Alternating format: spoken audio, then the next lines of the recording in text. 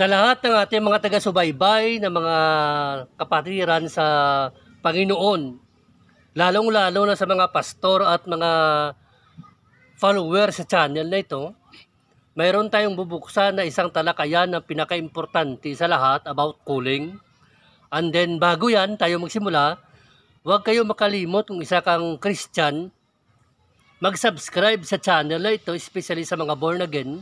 I-follow nyo ang channel na ito kasi dito nagbibigay tayo ng tip at kaalaman tungkol sa usaping Pampanginoon.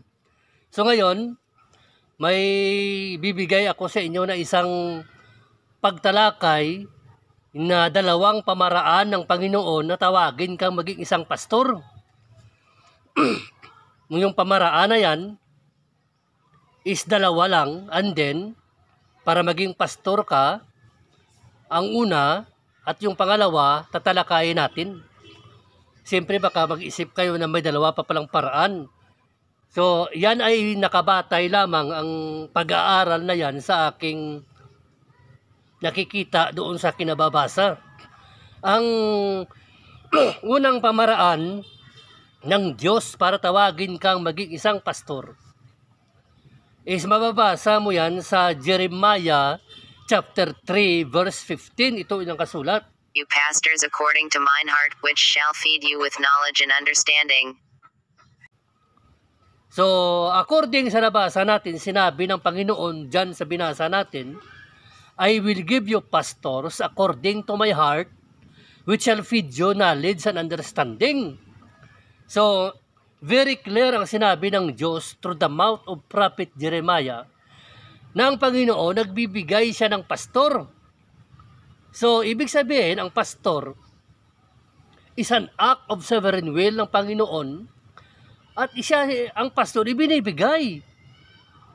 So, pag binigyan ka ng pastor, kinakonsider dyan ng mga churches na ang pastor pala, gift ng Panginoon, regalo, kasi nga ibinigay niya sa iyo eh.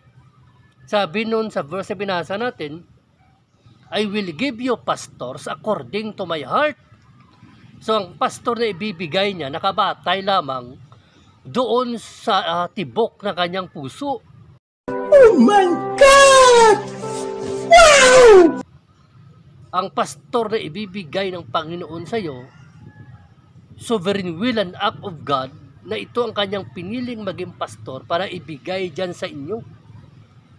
Ngayon, ang misyon ng pastor na to na ibinigay sa iyo ng Panginoon dyan mismo, sa isang iglesia, anong gagawin niya? Which shall feed you knowledge and understanding. Ibig sabihin, ang pastor na ipapadala ng Panginoon sa iyo, ano siya? Magpapakain sa iyo ng spiritual food. Pakakainin ka ng kaalaman at pagkaintindi. Dalawa ang food na ipakain niya sa iyo, complete, wala kang masabi. At yan ay kaalaman at pagkaintindi, knowledge and understanding. So, ibig sabihin, ang pastor pala na ipapadala ng Panginoon sa iyo, hindi siya cheap. Ano siya? Well-trained, grounded in doctrine, at nakapag-aral sa theology. Kasi mahirap na padalaan ka ng pastor ng Panginoon, tapos pinadala niya ng pastor, wala palang kakayahan na magpakain sa iyo ng spiritual food. Ang alam niya pala, maghanap ng basura, kakalkalin, kaya hindi naman talaga si Lord nagpadala ng mga pastor sa isang church na wala siyang alam. Magulat ka, bakit basurero ang dumating dito? Pastor yung padala niya. At ang according sa binasa natin, magpapakain siya knowledge, both and understanding. So hindi siya basta-basta, well-trained talaga ito, well-equipped ang ipadala ng Panginoon na pastor dyan mismo sa church na yan. Ngayon ang problema ganito, ang church na hindi humihingi ng pastor sa Panginoon, siyempre, halimbawa ganito, gusto mo ang church walang pastor.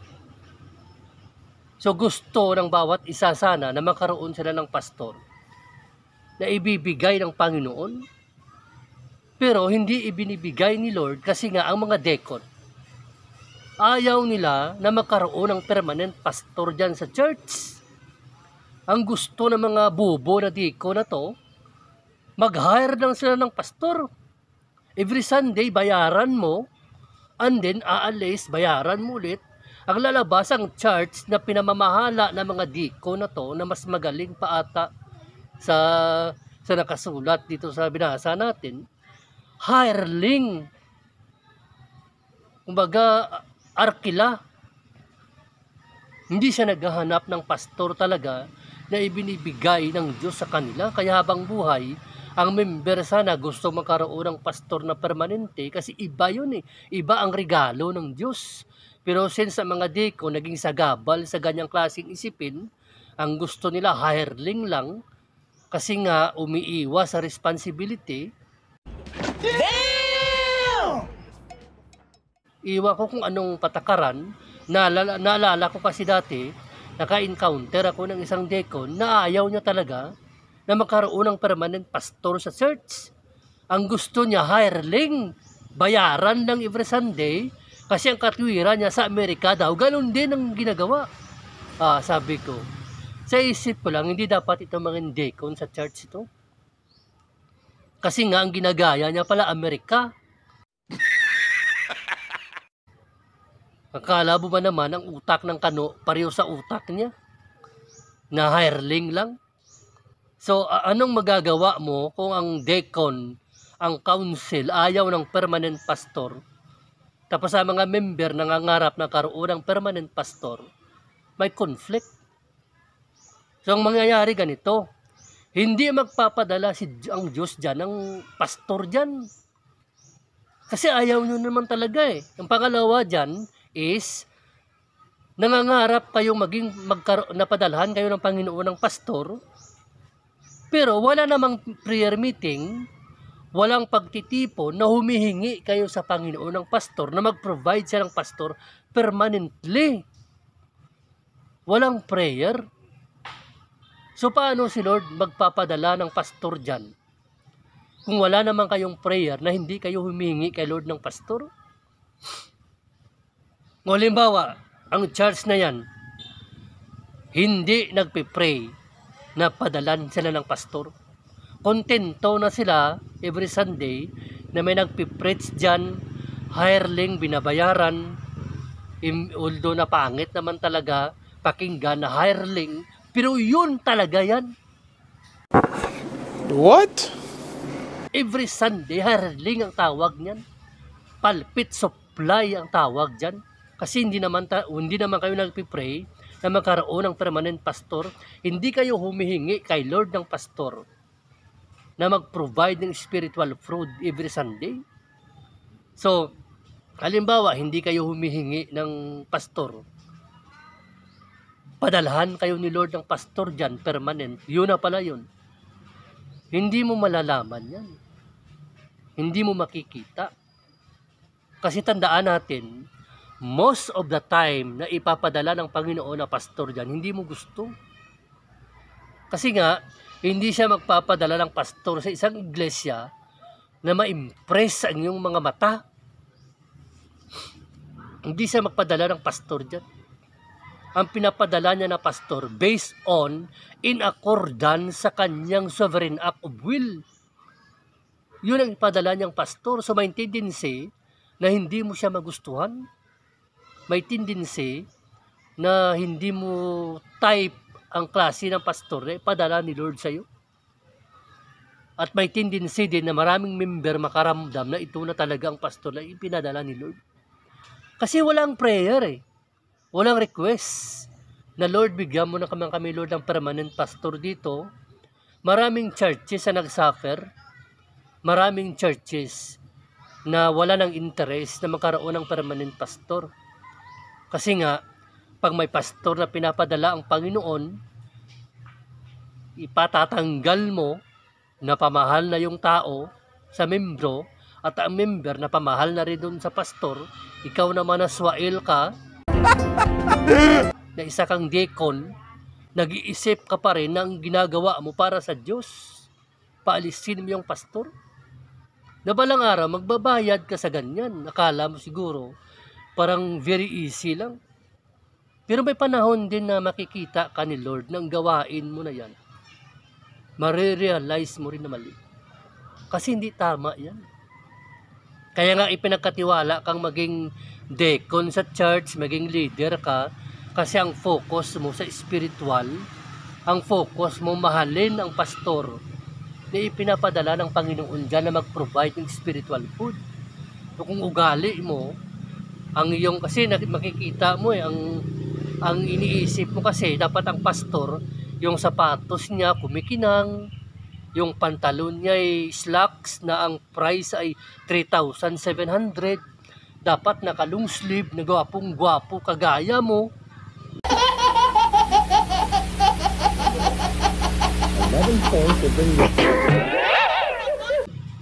At kung ganyan pala ang pastor na gusto mo, di maghanap kang magpastor dyan.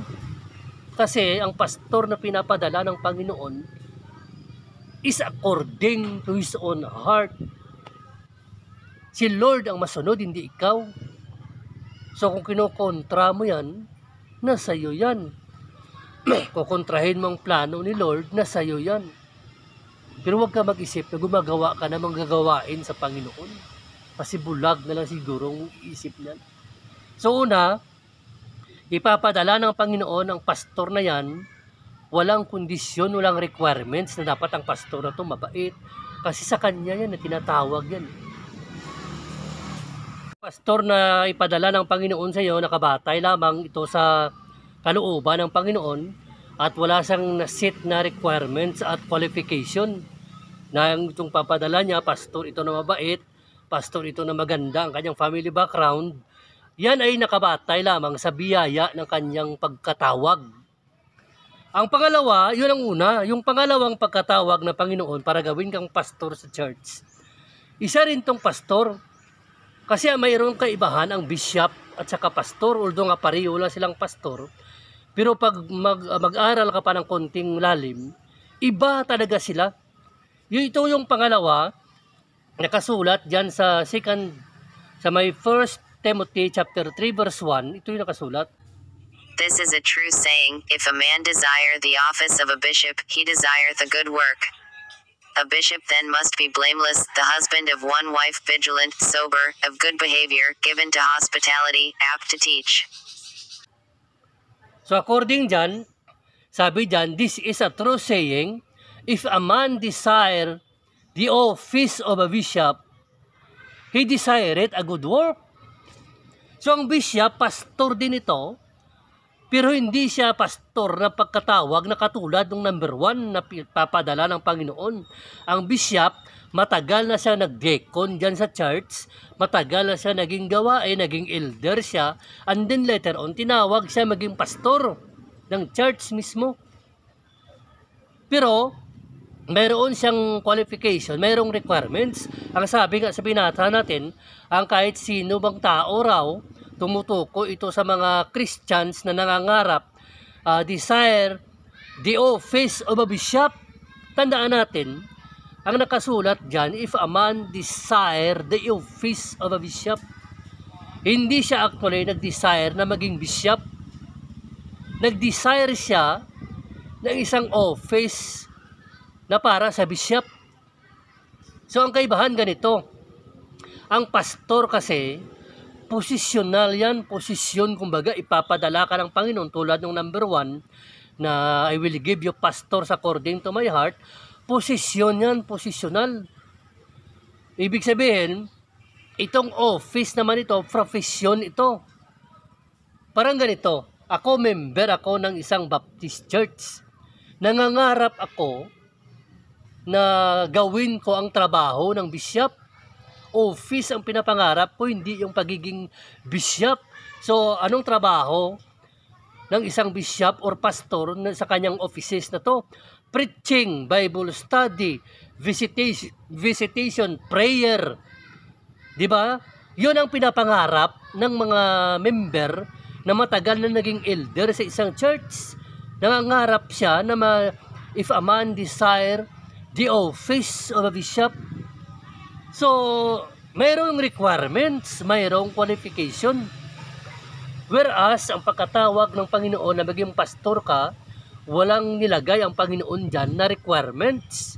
Na ito ang requirements, wala. Ang ibinigay ni Lord, according lang sa kanyang initiative, pinili na lang na maging pastor, ipadala niya sa isang church, magpapakain sa spiritual food. Pero dito sa Timothy, mayroong requirements kasi hindi ka naman nangarap na maging pastor. Hindi ka nangarap na maging bishop. Ang pangarap mo is the office of a bishop. Trabaho mismo ng pastor, pinapangarap mo. Kaya dito magkakaroon na ng qualification. Ang qualification dyan, kung nangangarap ka na maging isang pastor, na gawin ang trabaho ng pastor. Kung nangangarap ka na gawin ang trabaho ng bishop, office ang pinag-uusapan dito, ang requirements ito, una, dapat isa lang ang iyong asawa. So, hindi naman ibig sabihin, pag wala ka ng asawa, hindi ka pwede. Walang gano'n na interpretation sa Bible. Pag sinabi ng Bible, dapat ang nangangarap na gawin ang office ng isang pastor or bishop, dapat isang asawa lang. Hindi ibig sabihin na ang walang asawa, hindi pwede. Ang point lang dito is dapat ang tao na mangarap gawin ang trabaho ng isang pastor or bishop, dapat mayroon siyang moral standard sa society. Dapat matino ang kanyang kaisipan. Dapat isa lang asawa niya, walang babae, hindi tatlong asawa. Dapat ang stability ng kanyang morality strong, isa lang dapat ang asawa. And then vigilant siya, sober. Alam mo yung mga ganyang kaugalian ng isang tao, nasa pastor yan, ang pagiging vigilant. Dapat bright ka, mag-analyze sa palipaligid ng mga nangyayari. And then, sober. Anong pinakamahalaga? Good behavior. Yun ang sinasabi ng 1 Timothy chapter 3 na requirements para makapasa ka na gawin mong trabaho ng isang pastor. Dapat may good behavior ka. Hindi ka bad.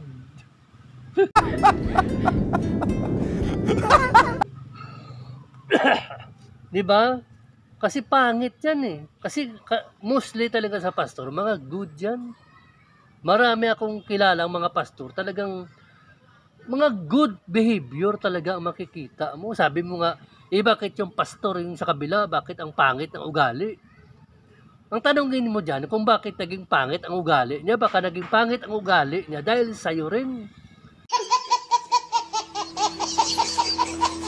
Inaaway mo eh. Diba? Kinikriticize mo, natural, sasagot sa'yo, naawayin ka rin. Ikaw naman ang gumawa ng paraan na maging pangit ang behavior niya eh. Pero mostly talaga, pag nangangarap pang maging gawin trabaho ng pastor at ng bishop, dapat meron ka magandang kaugalian. And then nakasulat dyan, given to hospitality. Dapat ang ugali mo hospitable. Alam mo kasi magpastor ka kasi ganito eh. Tuturo ka ng Sunday school sa bata, and then pagkatapos nun, pakakainin mo. Kung minsan kulang ang tinapay, ang church walang budget, sariling pera ng pastor ang binibili niya ng tinapay, pakain dun sa bata. Yan ang given to hospitality. Very much willing, ready to feed the children, even the youth. Diba? Maraming pastor na hindi lang nakikita ng mga member na gumagastos ng sariling pera sa bulsa para magpakain sa youth and children kasi nga they are being trained to hospitality. Tinawag sila maging pastor eh. Tinawag yan. Kaya kung minsan, kung ikaw member na lang, may trabaho ka, tumulong ka rin kahit na magbigay ka lang ng tinapay dyan. Huwag ka lang tumingin kasi nga, ang mga pastor, hindi naman talaga humingi ng tulong sa member yan na mag-sponsor naman kayo ng juice dyan. Diba? Ang mga pastor, they are given to hospitality up to teach. Alam mo kasi ganito eh. Pag tinawag kang maging pastor ng Panginoon, ang pasyon mo sa pagtuturo, 101%. Talagang willing ka magturo. Kasi pasyon nandyan eh. Ngayon, kung ikaw member sa church, elder ka, deacon ka, nangangarap pang maging ang office ng pastor, pinapangarap mo, gusto mo magturo, ang requirements dyan, pasyon. Dapat up to teach ka.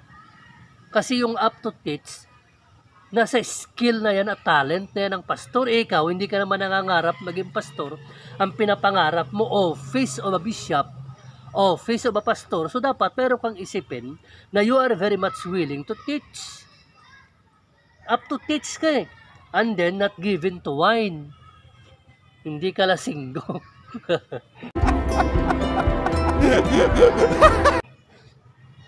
Di ba?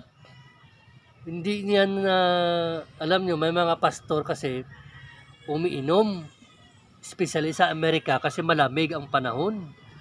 Pero dapat itigilan mo yan kapag gusto mo nang gawin trabaho ng pastor.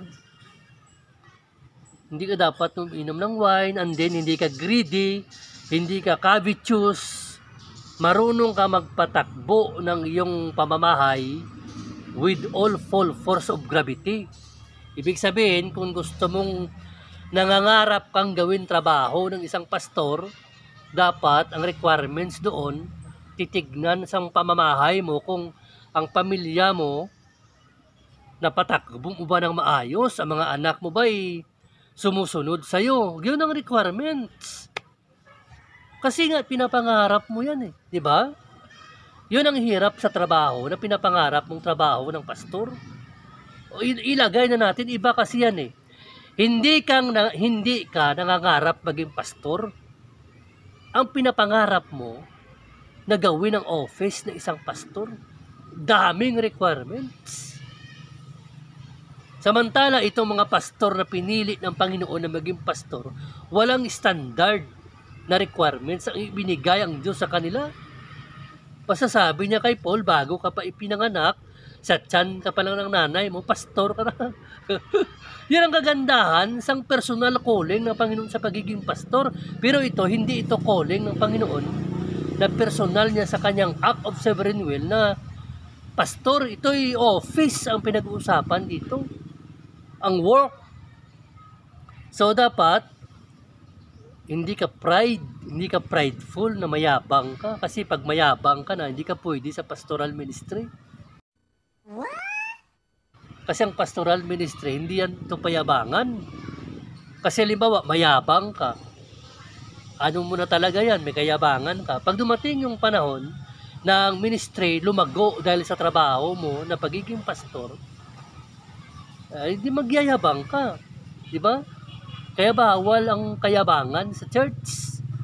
Kung elder ka, deacon ka, at nangangarap kang gawin ng trabaho ng pastor, ng bishop, dapat bawal ang mayabang. Dapat humble lang. Di ba? And then, pinakalas na requirement sa Timothy, nang nangangarap kang gawin ang trabaho ng isang bishop or pastor, dapat may good report ka sa outside society. Ibig sabihin, hindi lang dapat maganda ang report mo sa loob ng church, sa loob ng iyong family. Dapat sa panlabas na lipunan, sa labas ng iyong bahay, maganda ang record mo. Kasi sa church pala, mabait ka, nagpapakain ka, sa pamilya mo, kilala kang ama na responsable. Tapos, sa labas pala, pag nagtrabaho ka ng abroad, tarantado ka, may babae ka ron.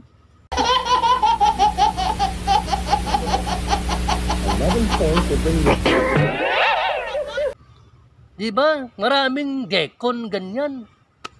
Sana wala dito sa Negros Occidental. Maraming elder, maraming deacon ng trabaho OFW sa labas. Ang record sa church maganda. Excellent ang record sa family, okay. Pero paglabas pala doon sa ibang bansa, may babae siyang hinahire doon. Parang nag-order lang siya ng siumay, kakainin niya, then wala na. Parang Walang relational involved, parang mag-hire lang siya ng babae, gagamitin niya. Di pangit yan, di pwedeng ganyan sa pagiging pastoral ministry, tapos mangangarap ka pang gawin trabaho ng pastor, although hindi alam ng church, hindi alam ng family mo na may babae ka pala sa labas, pero nakikita ka ng Diyos na mayroon, kaya hindi ka bagay. Kaya dapat ang deacon, pag nangarap ka maging isang gawin trabaho ng pastor, dapat may good report ka, even sa outside, sa lipunan mo. Diba? So, ang final analysis ganito. Kapag ang pagiging pastor, hindi yan pangarap ng isang tao. Ang pagiging pastor, hindi yan desire ng tao. Calling ng Diyos yan, tinawag ka, at walang inilagay na standard, walang inilagay ang Diyos na qualification na ito ang dapat mong gawin na maging pastor ka. Kasi ang calling na yan, sa Diyos yan. Mga unworthy ang mga pastor na tinawag na maging pastor siya. Yan ang calling ng Panginoon. Personal calling na maging pastor ka. Pero, kung gusto mong gawin ang trabaho ng isang pastor na desire ka, office of a bishop, may mga requirements na isi-set ang church na ito dapat i-follow mo. So, mayroon akong kilala na matagal na sa church. May family, matagal na sa church, nagsasamba. Later on, ang kanilang church nawala ng pastor kasi namatay na yung pastor. So dahil siya deacon, and then nakita ng church na ang trabaho ng pastor, siya ang pumalit. Pero wala siyang pangarap maging pastor. Pero ang pangarap niya, ginagawa niyang trabaho ng pastor na pamahal sa kanya Bible study, preaching, temporary siya nang pipreach, Sunday school, maganda ang ministry. So ang ginawa ng church, nag-meeting ang church, tinawag siyang maging pastor mismo dyan sa church. Ang tawag doon, bishop. Yun ang tawag doon, bishop. Pero pastor din yan. Kaso, ang bishop kasi hindi na uso na term sa panahon natin ngayon. Uso yan ng panahon ng 15th century, 16th century, 17th century. Bishop. So kaya ka naging bishop kasi matagal ka ng member sa church, ang trabaho ng pastor ginagawa mo, and then later on, napabahal ng trabaho ng pastor sa'yo, namatay na yung pastor, ikaw ang tinawag ng church na maging pastor. Bishop ang tawag dyan, pastor na rin ang tawag dyan. Di ba maganda? Pero yung pastor talaga na tinawag ng Panginoon, walang qualification yan. So nawa, maintindihan natin na ang pastor sa personal calling ng Panginoon, walang qualification. Pinili na lang in accordance sa kanyang kalooban. Samantala, ikaw, Brad, matagal ka na sa simbahan, sa church, nangangarap kang gawin ang trabaho ng isang pastor, ituloy mo lang yan. Although na wala ka namang talagang pangarap maging pastor, pero ang pinapangarap mo, ang trabaho ng pastor, gawin mo according sa Timothy, ituloy mo yan kasi later on, tatawagin ka ng church na maging pastor ka. Pero siyempre, may requirements na yan. Mga bawal. Isa lang ang asawa, magandang record mo. Yun ang dapat. Mayroon siyang requirement. Ang kaibahan ng dalawang calling na ito, although lahat ng yan, legit at saka valid. Pero iba ang first, iba ang second. So nawa maintindihan natin ang ganyang klaseng talakayan. Maraming salamat. To God be the glory alone.